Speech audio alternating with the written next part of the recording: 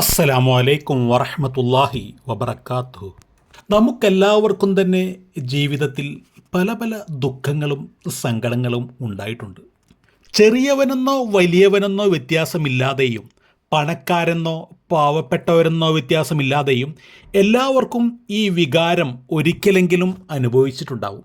അങ്ങനെയുള്ള ഒരു ദുഃഖവും സങ്കടവും നമുക്കെല്ലാവർക്കും വേണ്ടപ്പെട്ട ബഹുമാനപ്പെട്ട മലപ്പുറത്തുകാരുടെ കുഞ്ഞാപ്പ, അതല്ലെങ്കിൽ മുസ്ലിം ലീഗുകാരുടെ കുഞ്ഞാപ്പ എന്നറിയപ്പെടുന്ന ബഹുമാനപ്പെട്ട പി.കെ. കുഞ്ഞാലിക്കുട്ടി സാഹിബിനും ഉണ്ടായിട്ടുണ്ട്. ആ ഒരു ദുഃഖം ബഹുമാനപ്പെട്ട കുഞ്ഞാലിക്കുട്ടി സാഹിബ് മാധ്യമപ്രവർത്തകരുമായി പങ്കുവെക്കുന്ന സമയം അദ്ദേഹത്തിൻ്റെ കണ്ണുകൾ അറിയാതെ നനഞ്ഞു പോയിട്ടുണ്ടാകും.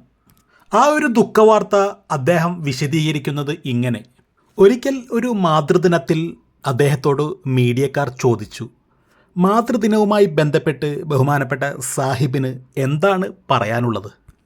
അദ്ദേഹം അന്ന് പറഞ്ഞ വാക്കുകൾ: എൻ്റെ ഉമ്മ ഞാൻ 9 നിന്നും 10 ജയിച്ച സമയത്ത് ഈ ലോകത്തോട് വിട പറഞ്ഞു എന്നായിരുന്നു. മാത്രവുമല്ല, എൻ്റെ വാപ്പ അതിനേക്കാളും മുന്നേ മരണപ്പെട്ടു എന്നും അദ്ദേഹം അവിടെ പറയുകയുണ്ടായി. SSLC പാസ്സായി, ഡിസ്റ്റിങ്ഷനോടെ തന്നെ പാസ്സായി. അത് ഉമ്മ അറിയുകയും ചെയ്തു. ഉമ്മ ചോദിച്ചു, ഇനി എന്താണ് അടുത്ത പ്ലാൻ? ഡോക്ടറാണോ എൻജിനീയറാണോ? പക്ഷേ അദ്ദേഹം ഡോക്ടറോ അതോ എൻജിനീയറോ ഒന്നും തന്നെയായില്ല. മുസ്ലിം ലീഗിൻ്റെ മസ്തിഷ്കമായി, മുസ്ലിം ലീഗിൻ്റെ ബ്രെയിനായി അദ്ദേഹം ഇന്നും മുസ്ലിം ലീഗിൻ്റെ പാർട്ടിയിൽ തുടർന്നുകൊണ്ടിരിക്കുന്നു.